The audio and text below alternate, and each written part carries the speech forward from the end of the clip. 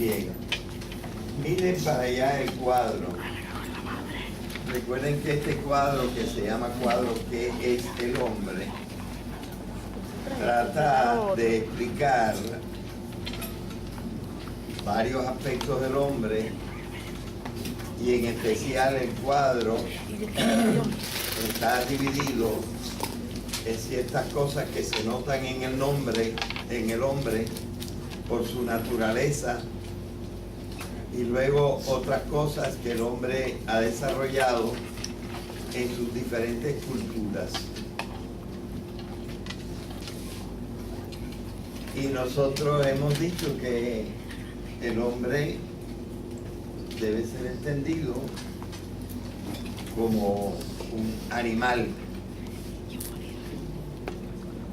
Y los animales tienen una forma ya bastante desarrollada de la biología.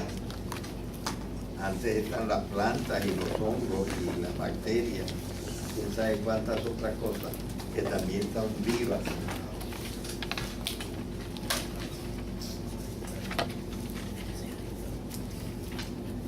Pero este año, este semestre, nosotros estamos estudiando la parte del hombre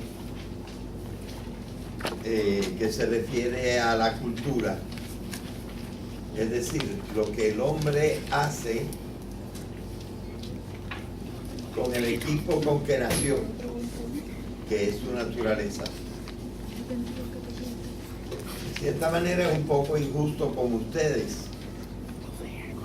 porque no necesariamente ustedes han oído la primera parte. Y yo, por aquello de completar un poco el récord de esto con DVDs que después estarán en la biblioteca, pues no pudiendo darlo todo en todos los cursos, ahora estoy dando la parte de la cultura. Pero esta introducción la hago ahora porque en la clase del viernes nosotros dimos un salto atrás, hicimos un paréntesis. Es más, al DVD, estos DVD que los estoy llamando La Cultura, abajo puse paréntesis que vuelve a la naturaleza, porque la clase del viernes la dediqué a volver a lo cognoscitivo como parte primera de las tres partes de lo que yo llamo las funciones mentales superiores, que son las tres columnas que vienen después de lo biológico y que estamos explicando que están basadas en lo biológico.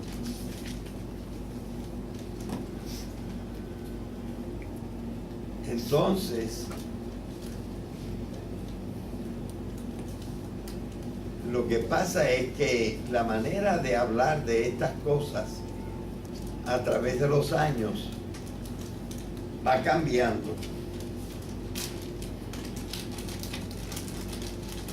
Y hay una forma de explicar esta manera de vivir del hombre que conoce, que es libre y se puede decidir, y que tiene sentimientos que incluso lo impulsan a la poesía, a la compasión y a tantas cosas, van siendo explicadas en una forma un poco diferente. Entonces, para que ustedes se orienten en sus estudios universitarios, yo tengo que presentarles varias maneras de hablar de esto. Y en la clase del viernes me dediqué a hablarles un poco del concepto de alma.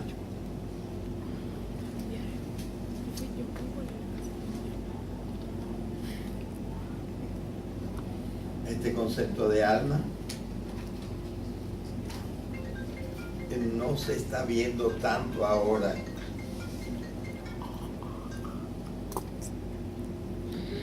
No se está viendo tanto ahora el concepto de alma. No es porque sea falso, pero los hombres, los seres humanos, están usando nuevas formas. Y yo, por explicarlo de alguna manera, dije, ¿verdad? La frase que usé, me parece, fue esta: el alma no es una cosa. La usamos, ¿verdad? Esta palabra. El alma no es una cosa. Quizá alguno de ustedes ha retenido bien y me puede decir, y si el alma no es una cosa, ¿qué es?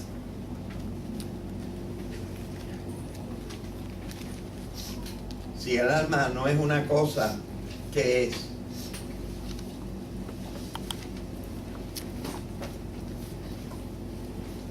Esto lo deberían recordar del viernes.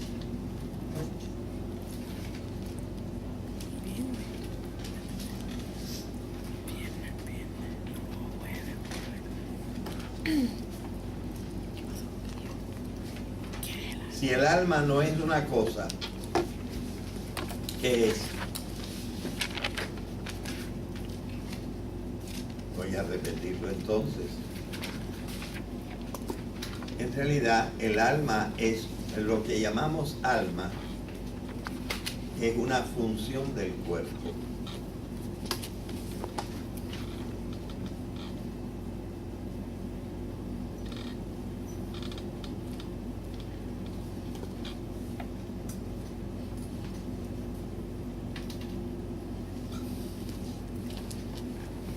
Y entonces podemos decir que esas tres columnas que hemos dedicado, apunta hacia allá,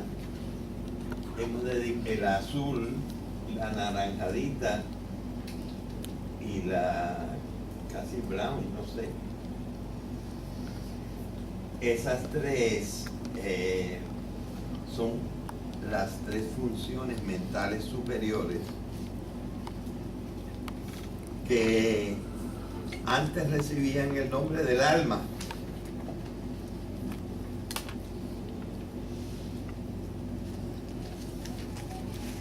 Entonces, ¿qué nos ha llevado a cambiar? ¿Qué concepto nos ha llevado a cambiar de estilo y en vez de decir alma, decir funciones mentales superiores? Hay un concepto nuevo que empieza con E, que yo expliqué un poco en la clase del viernes. ¿Cuál es ese concepto? ¿Ah? Sí, dilo bien alto para que lo oigan todos. La emergencia.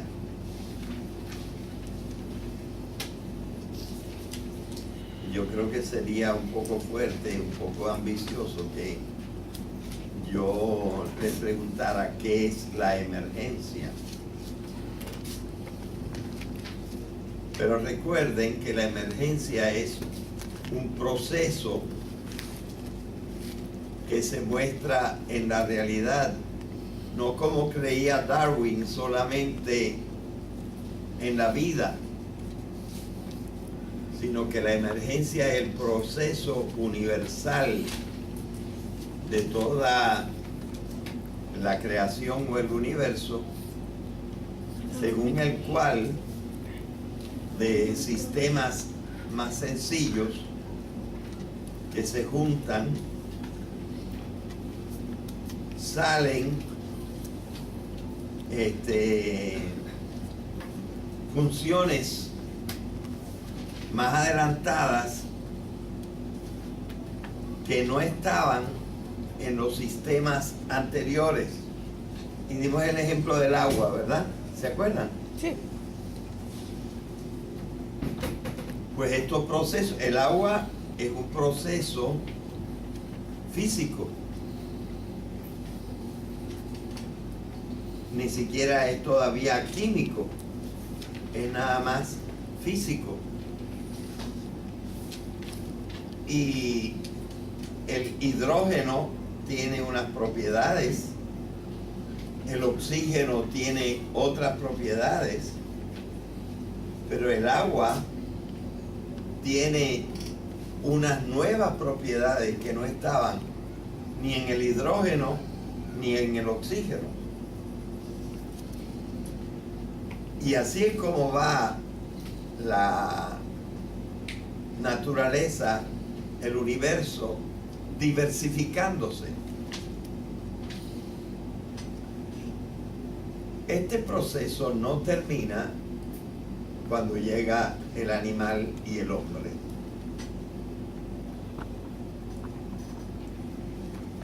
Y lo que se va complexificando es el sistema biológico del hombre. En este sistema biológico del hombre se va desarrollando a un grado altísimo el sistema nervioso con su centro, el cerebro. Y entonces, de las facultades que tienen los animales superiores, los vertebrados, los mamíferos, emergen unas cualidades más refinadas, que es conocer mejor, poder actuar mejor, incluso con una cosa que se llama la libertad, y poder tener sentimientos más refinados. ¿Verdad? Aquí hemos puesto un poquito aparte el lenguaje, pero debería meterse también la comunicación.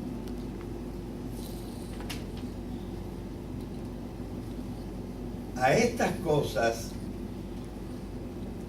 ya desde Sócrates, se les llamó el alma.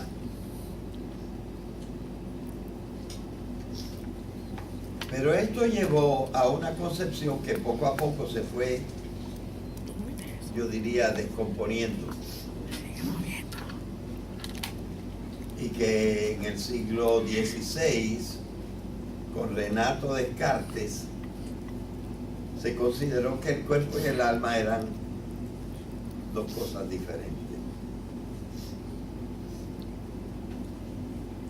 Como si dijéramos la sal y el azúcar, que son dos cosas diferentes.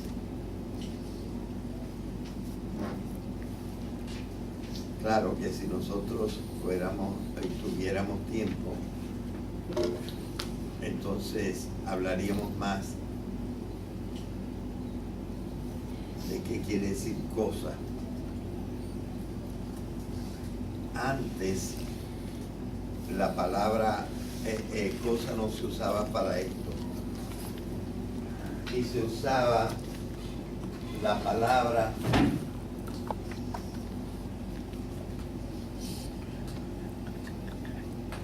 sustancia.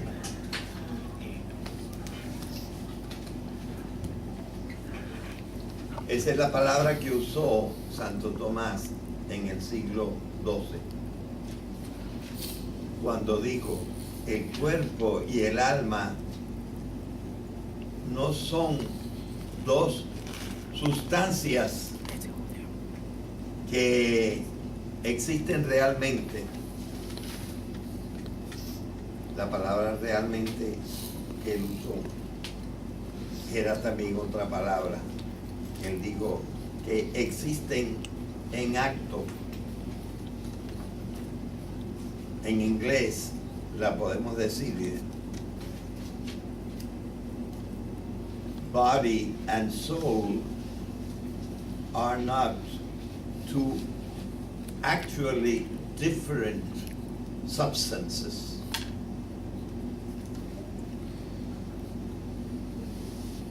Pero nosotros tendremos que decir realmente o de verdad.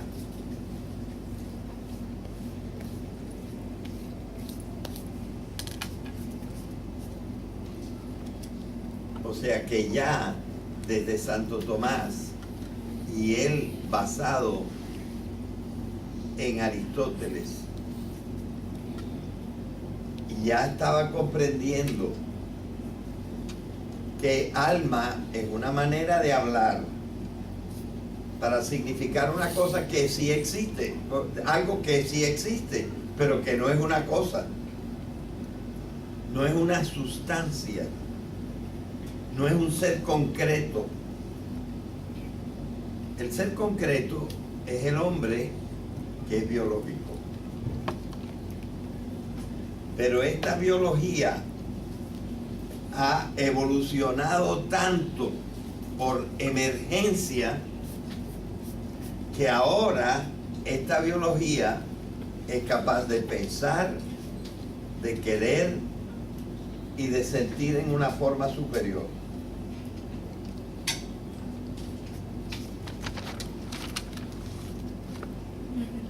Insistir en esto es un poco necesario porque con todo su derecho y usando una metáfora, desde Sócrates y desde antes se hablaba del alma.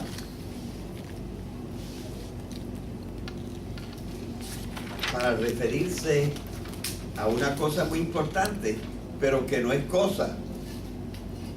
Fíjense, no es sustancia, no es un ser concreto que existe ahí, sino que es una función del otro ser, del cuerpo. ¿Ok? Pero de un cuerpo que ya no es el cuerpo de cualquier animal. Es el cuerpo evolucionado por emergencia del ser humano. Bueno, esto es lo que estuvimos explicando la vez pasada. Pero es un paréntesis. Es un paréntesis porque yo no estoy dedicando toda esta parte del curso a la naturaleza, sino a la cultura. Pero ya que estábamos entrando en la primera función mental superior, que es la cognición, lo cognoscitivo, estábamos entrando en esa función y lo que el hombre hace con esa función, cosas que el hombre hace con esa función. Y lo que está puesto ahí abajo en la columna azul es que el hombre con esa función, yo marqué dos cosas: la ciencia y la filosofía. Antes de la clase del viernes ya habíamos entrado en esto. Y yo había mencionado, me parece, dos otras cosas. ¿Cuáles eran? Mírenlo en su libreta.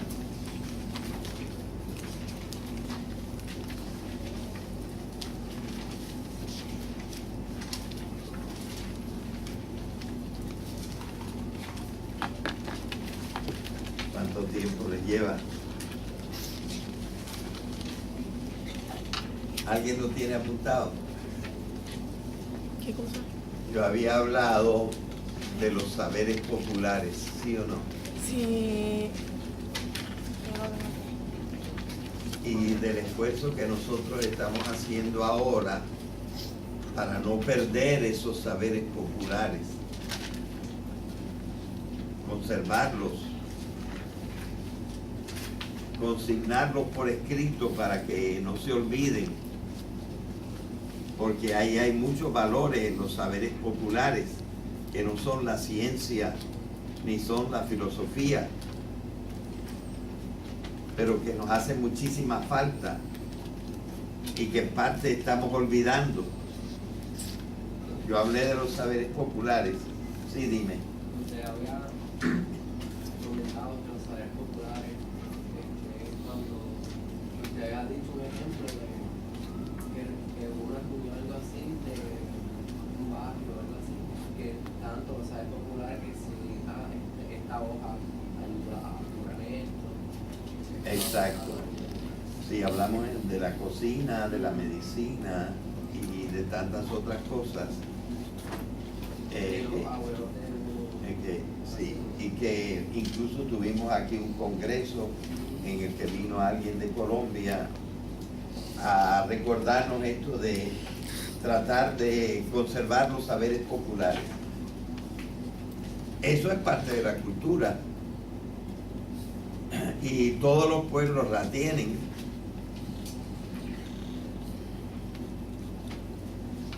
Pero yo, para curarme un poco en salud, además de los saberes populares, hablé de otra cosa.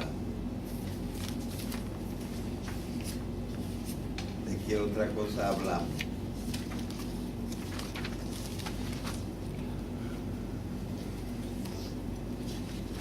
Pues hablé de la sabiduría de los pueblos. ¿Verdad que sí?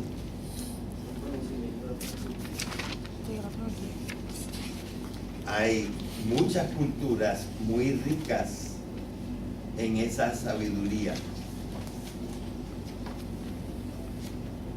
La sabiduría es saber vivir. Y en saber vivir, pues hay mucho de las relaciones humanas y cosas por el estilo. Pero también ciertas actitudes del cuerpo. Y todo eso del yoga y del zen y de otras cosas, pues son, además de ciertos saberes populares, son una forma de sabiduría, porque ese control que ganamos, por ejemplo, sobre la respiración, sobre la postura, inciden sobre lo que llamamos nuestro espíritu, y nos comportamos en una forma cada vez más distinta de los animales, gracias a esa sabiduría que los hombres han desarrollado a través de la historia, porque tienen la función cognoscitiva. Pero dije que eso lo hice para curarme en salud, porque yo quería recalcar que todos los pueblos han desarrollado su forma de sabiduría.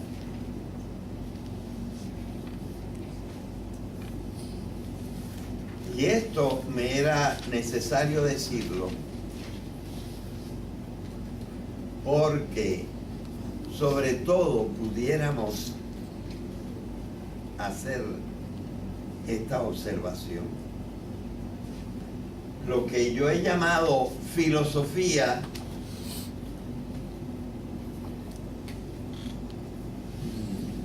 es una cosa que ha tomado una forma particular en nuestra cultura de Occidente. Entonces pudiéramos decir que la filosofía hasta cierto punto es una buena parte de la sabiduría en nuestra cultura.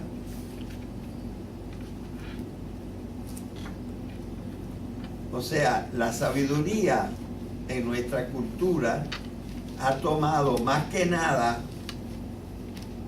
la forma de filosofía.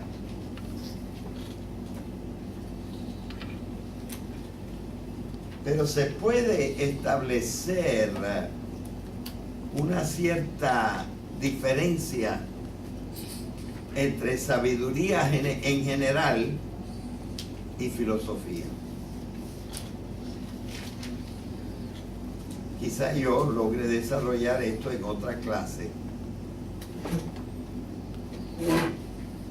Pero aquí quiero decir que esta forma especial de sabiduría que hemos desarrollado más en la cultura occidental, quizás que en otras culturas, es como más seca. Como que no alimenta tanto el corazón. A veces sí, pero muy a menudo no. Habla a esa parte seca de nuestra razón, pero no cabe duda que la ha hecho adelantar muchísimo. Y que le ha dado a la cultura occidental algunas de sus mejores excelencias. Cada cultura tiene su excelencia, pero yo creo que pudiéramos decir, y luego lo diremos más especializadamente, que la filosofía tiene algunos rasgos que han hecho que la cultura occidental sea lo que es, una cultura bastante notable.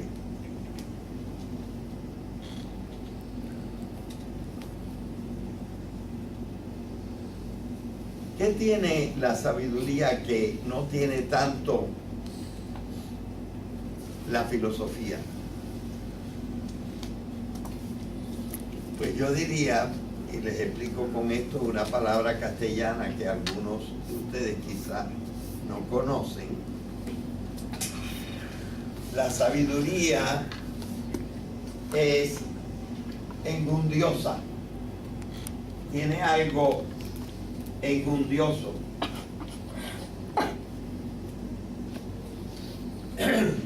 Pero esto me lleva a tener que explicar qué cosa es la enjundia.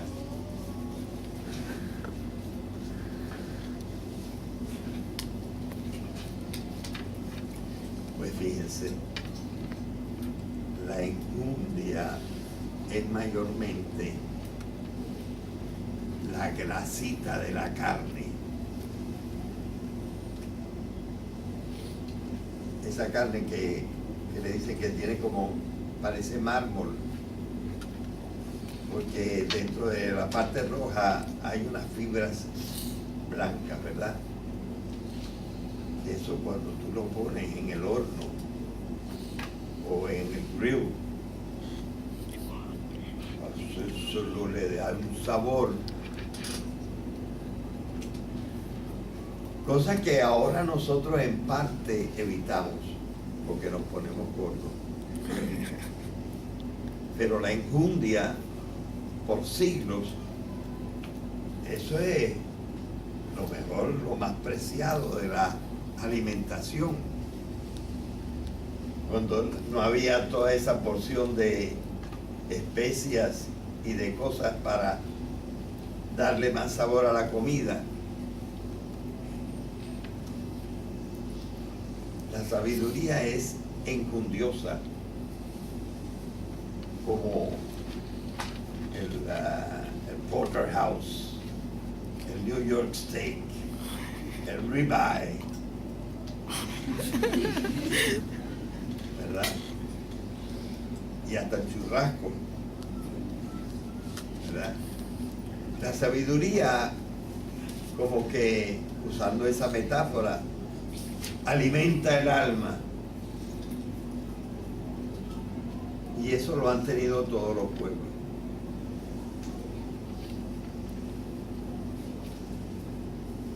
Pero en muchas ocasiones nuestra filosofía, por aquello de tratar de ser más precisa, se ha vuelto árida, seca, pero ha servido de mucho. No es que los sabios de otras culturas pensaran mal, al contrario, yo creo que han pensado bien. Pero creo poder decir que ninguno de ellos hizo en la antigüedad un libro de lógica de cómo debe ser llevado el pensamiento. Esa filosofía, un poco más seca, pero más orientadora en algunas circunstancias, se ha desarrollado más especialmente en Occidente.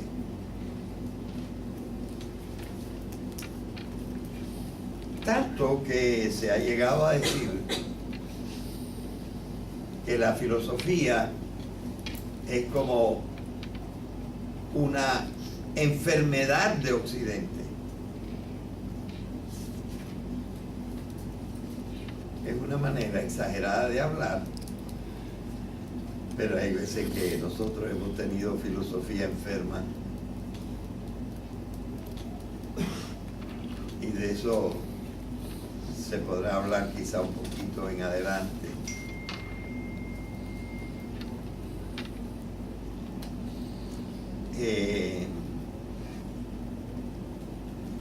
Yo lo quería advertir porque a nosotros en la cultura occidental se nos acusa, y a veces con razón, de ser orgullosos, engreídos, que nos creemos mejores que los demás, o como dicen por ahí, creídos, muy creídos. Y a la verdad que también yo creo que en muchas circunstancias se puede decir que Occidente le ha hecho gran daño al mundo.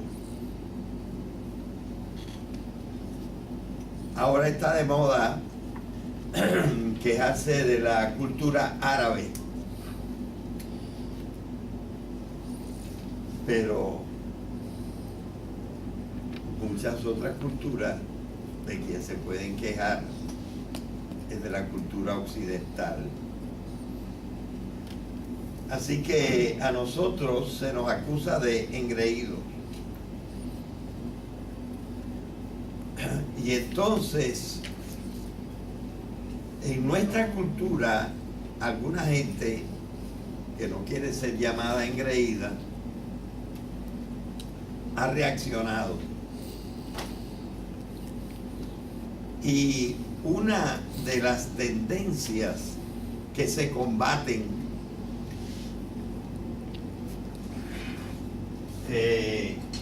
le hemos dado el nombre de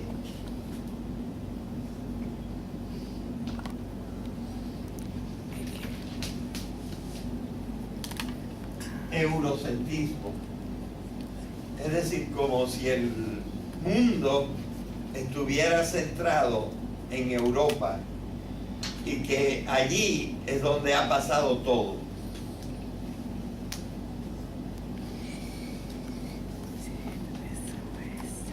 Y entonces, en algunos aspectos, casi todo el mundo peca un poco de eurocentrismo.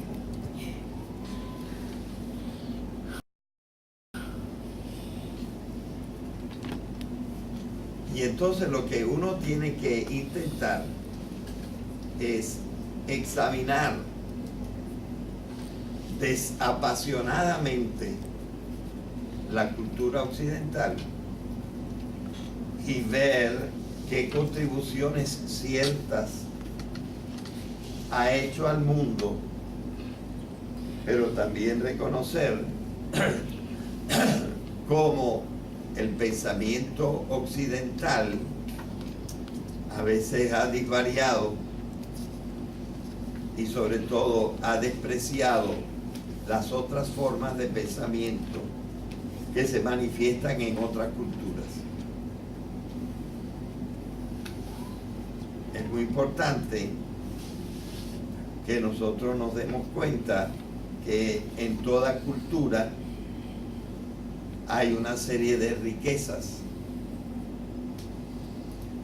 y que hasta en los mismos saberes populares de los pueblos que a veces nosotros llamamos primitivos, se dan unas maneras de vivir en que se logran más propósitos humanos que en ciertos lugares de nuestra cultura en que nosotros abandonamos a los seres humanos y viven en un estado desastroso y oprimimos personas de otras culturas para aprovecharnos nosotros. Todo esto existe.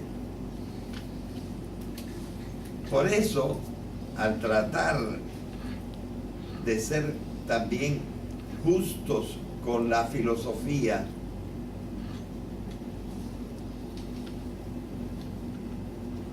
tenemos que decir que la filosofía occidental se ha desarrollado en una forma bastante especializada y que muchas cosas de nuestra filosofía que luego se han extendido por el mundo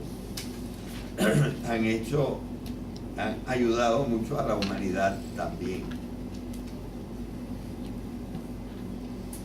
Estoy tratando de ser cuidadoso,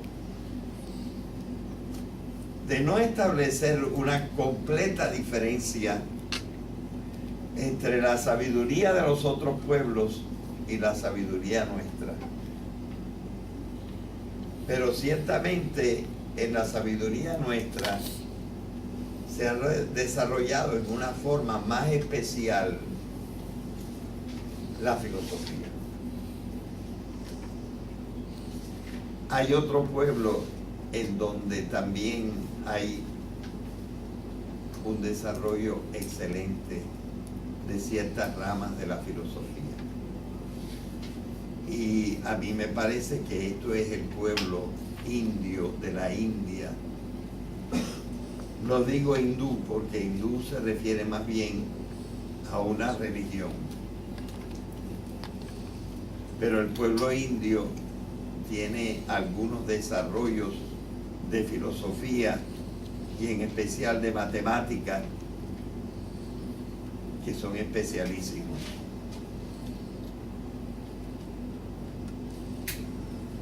Igual que en la filosofía occidental.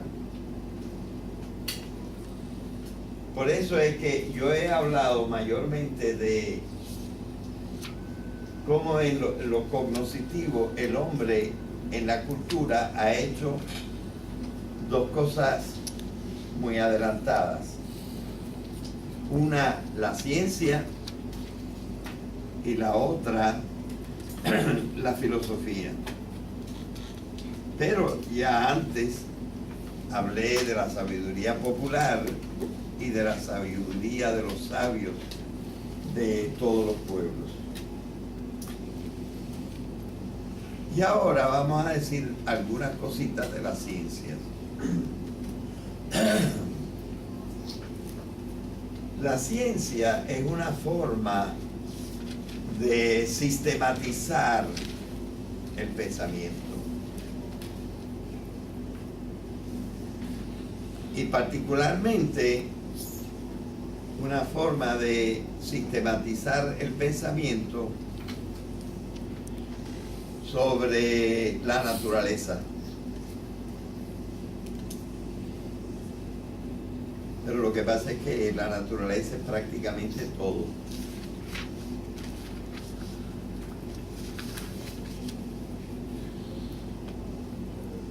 Entonces podemos tratar de identificar por lo menos cómo empezó la ciencia en la cultura occidental.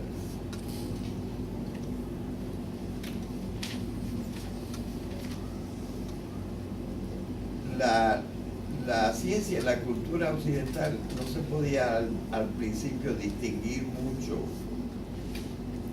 de la filosofía. A través de la historia ha sucedido esto, que la ciencia y la filosofía al principio estaban juntas. Poco a poco se separaron y ha habido momentos en que se acercan y momentos en que se separan la ciencia y la filosofía. Ahora yo creo en este siglo XXI nosotros estamos más bien volviéndonos a acercar la ciencia y la filosofía. Dos formas muy importantes de pensar. Pero la ciencia es más bien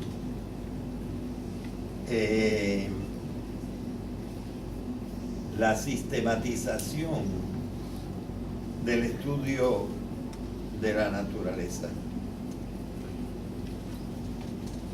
pero de toda la naturaleza, incluyendo al hombre.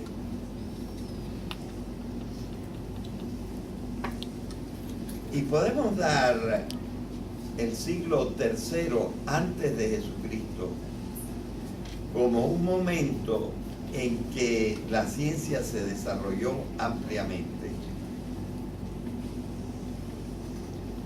Gracias sobre todo a uno que también era filósofo y que se llamó Aristóteles. Aristóteles estudió las plantas e hizo el primer libro de botánica. Estudió los animales e hizo el primer libro de zoología. Estudió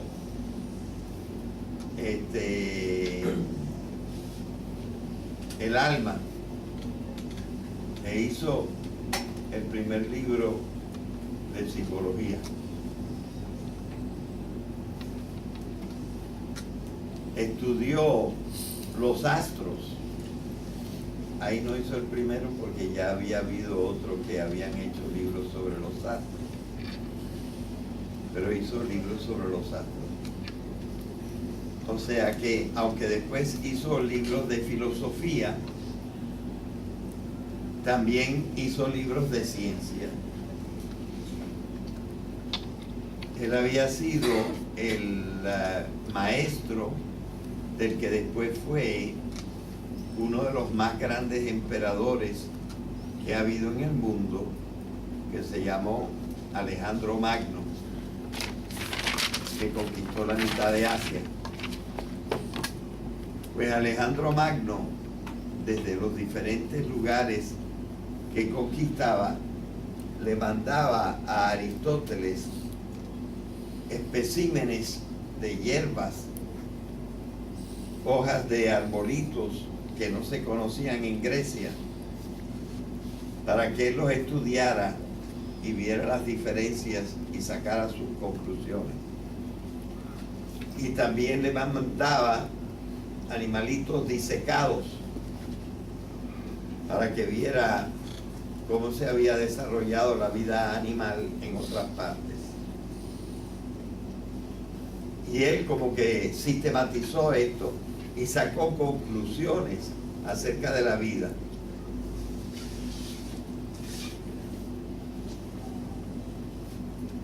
Así que ya a partir del siglo III antes de Jesucristo, la ciencia había empezado a codificarse, a sistematizarse. Pero casi todo el mundo está de acuerdo en que la ciencia realmente cogió su mayor impulso mucho tiempo después. En el siglo XVI después de Cristo. El siglo XVI es el de los años que empiezan con 15, empezando en el 1501, llegando hasta el 1599 y también hasta el 1600, y por eso se le llama siglo XVI, porque culmina con el primer año que empieza con 16. El siglo XVI, especialmente en nuestra cultura, es el gran siglo del desarrollo de la ciencia. Y también en buena parte de la filosofía. Pero ya la filosofía se había desarrollado mucho, mientras que la ciencia no se había desarrollado tanto.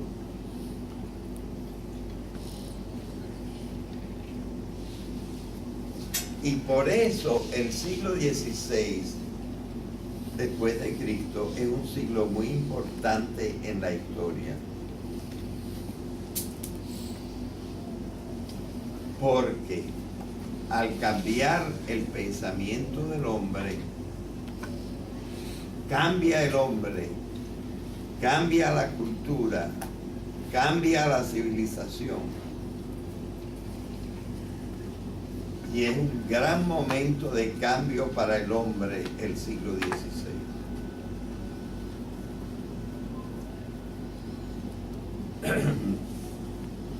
Así que lo que yo quiero señalar es que aunque todos los pueblos luego, antes o después, han participado en la ciencia y en la sabiduría que en Occidente toma la forma de filosofía, aunque todos los pueblos lo han hecho, la cultura que nosotros vamos a estudiar más especialmente tiene un periodo muy fuerte en el siglo III antes de Jesucristo, y ahora estamos señalando el siglo XVI después de Jesucristo. Vamos a dejarlo ahí.